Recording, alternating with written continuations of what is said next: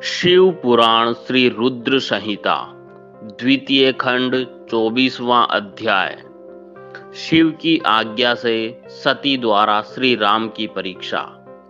नारद जी बोले, हे ब्रह्मा, हे मां प्राज्ञ, हे दयानिधे, आपने मुझे भगवान शंकर तथा देवी सती के मंगलकारी चरित्र के बारे में बताया। हे प्रभु, मैं महादेव जी का सपत्नीक यश वर्णन सुनना चाहता हूँ। कृपया अब मुझे आप यह बताइए कि तत्पश्चात शिवजी व सती ने क्या किया। उनके सभी चरित्रों का वर्णन मुझसे करें। ब्रह्मा जी ने कहा, मुने, एक बार की बात है कि सती जी को अपने पति का वियोग प्राप्त हुआ।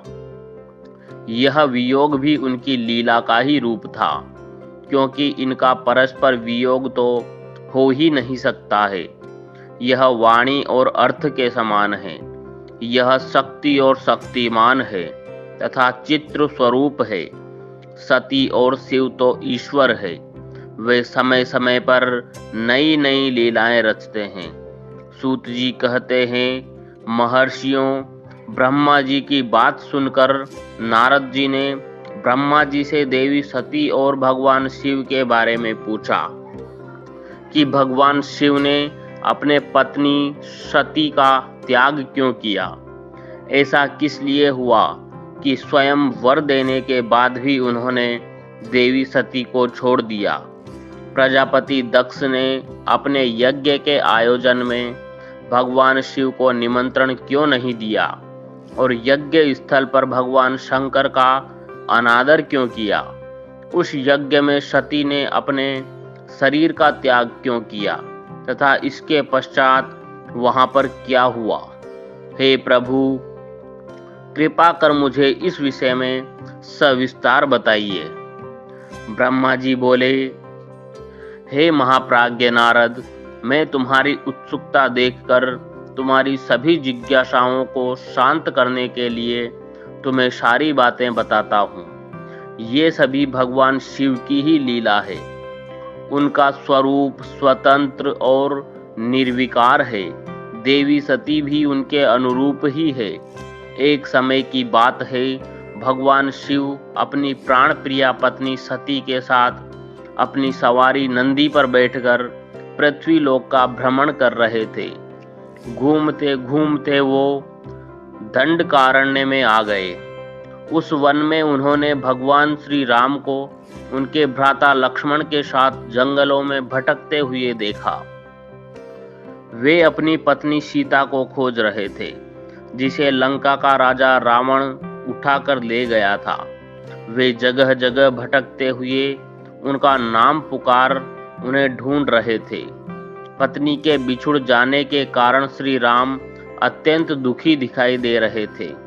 उनकी कांति फीकी पड़ गई थी। भगवान शिव ने वन में राम जी को भटकते देखा, परंतु उनके सामने प्रकट नहीं हुए। देवी सती को यह देखकर बड़ा आश्चर्य हुआ। वे शिव जी से बोली, हे सर्वेश, हे करुणानिधान सदाशिव, हे परमेश्वर, ब्रह्मा विष्णु सहित सभी देवता आपकी ही सेवा करते हैं। आप सबके द्वारा पूजित है। वेदांत और शास्त्रों के द्वारा आप ही निर्विकार प्रभु है। हे नाथ, ये दोनों पुरुष कौन हैं? ये दोनों विरह व्यथा से व्याकुल रहते हैं। ये दोनों धनुर्धर वीर जंगलों में क्यों भटक रहे हैं? भगवान, इनमें ज्येष्ठ पुरुष की अंग कांति नीलकमल के समान श्याम है। आप उसे देखकर इतना आनंद विभोर क्यों हो रहे हैं? आपने प्रसन्नता पूर्वक उन्हें प्रणाम क्यों किया? स्वामी कभी भक्त को प्रणाम नहीं करता। हे कल्याणकारी शिव, आप मेरे संशय को दूर कीजिए और मुझे इस विषय में बताइए। ब्रह्मा जी बोले, नारद, कल्याणमयी आदि शक्ति देवी सती ने जब भगवान शिव से इस प्रकार प्रश्न पूछने आरंभ किए तो देवों के देव महादेव भगवान हंसकर बोले, देवी, यह सभी तो पूर्व निर्धारित है। मैंने उन्हें दिए गए वरदान स्वरूप ही उन्हें नमस्कार किया था। ये दोनों भाई सभी वीरों द्वारा सम्मानित है। इनके शुभ नाम श्री राम और लक्ष्मण है। ये सूर्यवंशी राजा दशरथ के पुत्र है। इनमें गोरे रंग के छोटे भाई साक्षात शेष के अंश है तथा उनका नाम लक्ष्मण है। बड़े भाई श्री राम भगवान विष्णु का अवतार है। धरती पर इनका जन्म साधुओं की रक्षा और पृथ्वीवासियों के कल्याण के लिए ही हुआ है। भगवान शिव की ये बातें सुनकर सती को विश्वास नहीं हुआ। ऐसा विभ्रम भगवान शिव की माया के कारण ही हुआ था। जब भगवान शिव को यह ज्ञात हुआ कि देवी सती को उनकी बातों पर विश्वास नहीं हुआ है, तो वे अपनी पत्नी दक्ष कन्या सती से बोले, देवी, यदि तुम्हें मेरी बातों पर विश्वास नहीं है तो तुम स्वयं श्री राम की परीक्षा ले लो। जब तक तुम इस बात से आश्वस्त न हो जाओ कि वे दोनों पुरुष ही राम और लक्ष्मण है और तुम्हारा मोह न नष्ट हो जाए, तब तक मैं यहीं बरगद के नीचे खड़ा हूँ। तुम जाकर श्री राम और लक्ष्मण की परीक्षा लो।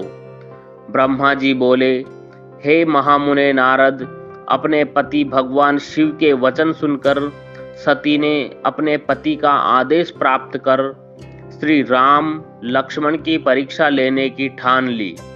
परंतु उनके मन में बार बार एक ही विचार उठ रहा था कि मैं कैसे उनकी परीक्षा लूं। तब उनके मन में यह विचार आया कि मैं देवी सीता का रूप धारण कर श्री राम के सामने जाती हूँ। यदि वे साक्षात विष्णु जी का अवतार है तो वे मुझे आसानी से पहचान लेंगे, अन्यथा वे मुझे पहचान नहीं पाएंगे। ऐसा विचार कर उन्होंने सीता का वेश धारण कर लिया और राम जी के समक्ष चली गई।